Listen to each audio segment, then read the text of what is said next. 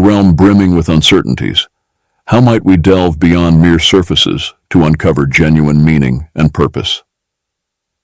C.S. Lewis beckons us to peer inward and outward, inviting a contemplation not just of the essence of our own metamorphosis, but also of what constitutes a society truly aligned with Christian virtues.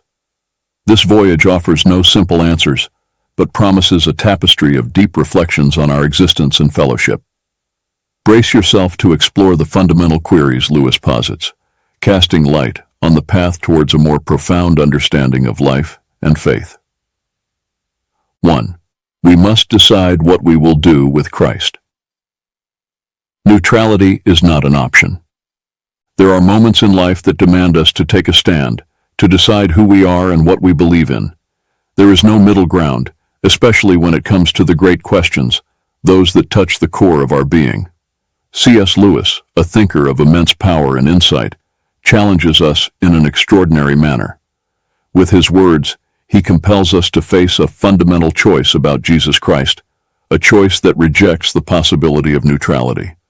We cannot merely say that Jesus was a great moral teacher, Lewis reminds us. If he was merely a man and said the things he did, then he was a madman or something worse. But if he truly was who he claimed to be, then we are confronted with a truth we cannot ignore. In light of this, I am compelled to accept his divinity, however astonishing that may seem.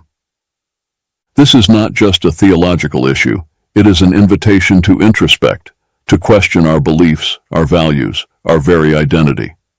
Lewis leaves us no choice. We face the trilemma of considering him a liar, a lunatic, or Lord. But what if we considered a fourth option, that of legend? Still, Lewis challenges us to examine the strength and depth of our conviction. Are stories powerful enough to shape centuries of history and millions of lives merely fictional? Or is there something more to this narrative that deserves our attention, our faith, our commitment? Lewis offers us more than arguments. He offers us a perspective that is not easy to accept, but one that, once embraced, has the power to transform our lives. In the face of Jesus' claims, we cannot remain indifferent. It is a matter that demands contemplation, that demands a decision. So faced with this challenge, what will we choose? Will we ignore the question, deem it irrelevant, or allow it to transform us, guide us, inspire us to live more fully, more truthfully? C.S. Lewis reminds us that, in the end, the choice is ours. And this choice defines who we are, what we value, and how we live. Choose wisely. 2. If we truly listen to our desires, they will lead us to something higher. There echoes a call within our hearts, a thirst for something more, something greater than mere daily existence. C.S. Lewis, in his work, The Weight of Glory, invites us to ponder the true nature of our desires. He tells us, it would seem that our Lord finds our desires not too strong, but too weak.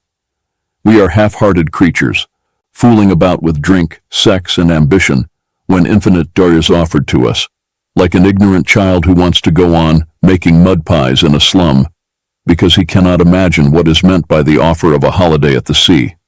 We are far too easily pleased. This contemplation is but the beginning of a deeper journey Lewis embarks on in Mere Christianity. He starts with our innate search for justice and fairness, questioning whence these desires come. Atheism, Lewis argues, fails to provide satisfactory answers. Once an atheist himself, Lewis faced a quandary. He rejected the notion of a benevolent God due to the world's cruelty and injustice. Yet, it was this very observation that led him to question, how could I call the universe unjust without having an idea of justice? One cannot deem a line crooked without knowing what a straight line is. Herein, Lewis guides us to a profound revelation. Our deepest desires, our notions of justice and injustice, point to something beyond ourselves. They suggest a natural law, a standard by which we measure our existence. And if these desires and this innate morality point to something more, then perhaps, just perhaps, we are being summoned on a journey toward something greater, something divine. By truly listening to our desires, not the transient ones, but those that speak to the depths of our soul, we are led on a quest for meaning, for infinite joy, for a connection with the divine.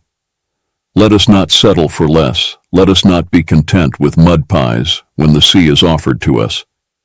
C.S. Lewis challenges us to look beyond the visible horizon, to question, to seek.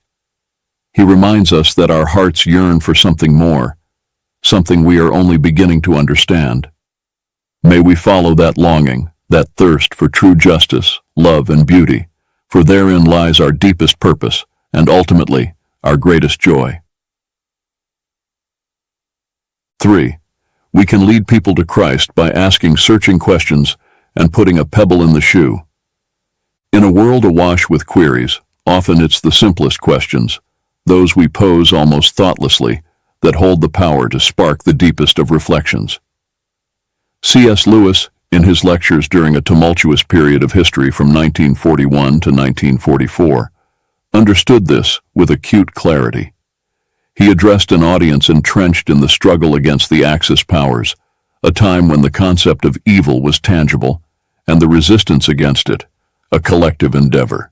Lewis recognized that even those unfamiliar with the gospel shared a Christian worldview when they denounced something as evil. They leaned on an innate morality, a natural law that we all carry within us. Through this insight, Lewis found a way to connect, to appeal to this common conscience. Greg Koukl, in his book on apologetics, Tactics, describes a similar approach, the goal of leaving a pebble in the shoe of listeners. It's not about immediate persuasion, but about planting a seed of curiosity, a question that lingers and cannot be easily dismissed. I want to put a stone in his shoe, says Koukl. All I want is to give him something to think about, something that keeps nagging at him because it carries a truth that can't be simply shrugged off. Thus, mere Christianity progresses, pebble by pebble, leading the reader on a reflective journey, making them feel every stone along the path, and then showing how those stones can be removed. Lewis doesn't just make us aware of these stones, but ultimately reveals how the Christian gospel answers these unsettling truths. This strategy of posing reflective questions, of planting small seeds of curiosity, is a potent form of leadership. It teaches us that often an immediate answer or quick solution isn't necessary. The real power lies in getting people to ponder, in creating a space for truth to reveal itself in its own time.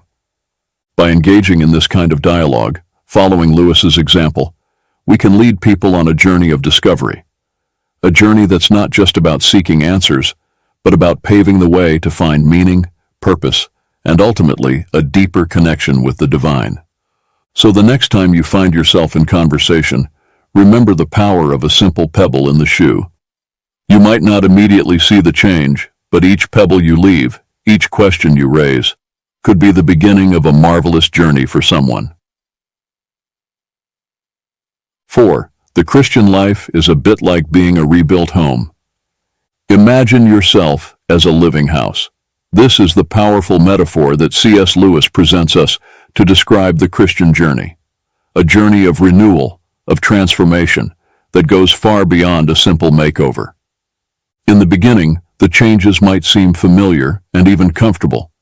Fixing leaks, arranging the plumbing, these are improvements we understand and accept. But the real transformation begins when the changes go deeper, when the reconstruction work takes us beyond what we imagined. Imagine yourself as a living house, Lewis invites us. God comes to rebuild that house. At first you might understand what he is doing, but then he starts altering the house in ways that hurt terribly and don't seem to make sense. What is God planning? He is building a house much different from what you envisioned, adding new wings here, building another floor there, erecting towers, creating courtyards. You thought you were becoming a simple, nice little house, but he is building a palace. He intends to live in it himself. This vision invites us to reflect on the process of sanctification as a journey of opening and transformation. In our walk with Christ, there are areas of our lives, like closed rooms filled with clutter, which we resist opening. These are spaces of our existence we keep locked, inaccessible to others and often to ourselves as well. Yet Christ knows us completely. He explores the depths of our heart, transforming every space, every forgotten corner, including the clutter-filled rooms. Sanctification is this ongoing process of allowing every part of our house to be renewed, reimagined, reconstructed into something much greater than we could dream. By allowing this transformation, by opening every part of our house to this divine reconstruction, we move beyond the idea of being just a decent little house. We are invited to become a palace, a dwelling worthy of God Himself. So remember, the journey of faith is not about immediate comfort or full understanding of every change. It is about trusting the Supreme Architect, allowing Him to make us His masterpiece, recognizing that each transformation, even those that challenge us, shapes us into something divinely beautiful.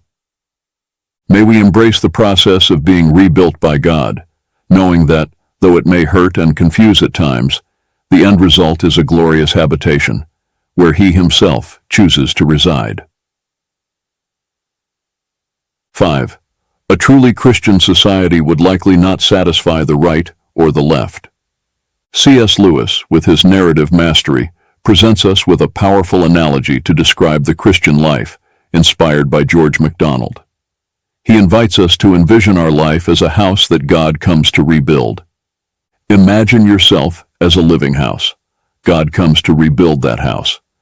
At first, you understand what He's doing. He fixes the sewerage, stops the leaks in the roof. You knew these jobs needed doing, so you're not surprised. But then, He starts making changes that hurt terribly and seem to make no sense. What is He trying to achieve? He's building a house vastly different from what you imagined, adding a new wing here, an extra floor there, erecting towers, crafting courtyards. You thought you were being made into a decent cottage, but He is building a palace. He intends to come and live in it Himself. This metaphor invites reflection on the process of sanctification. In our walk with Christ, there are areas of our life, our messy rooms, that we are reluctant to open up.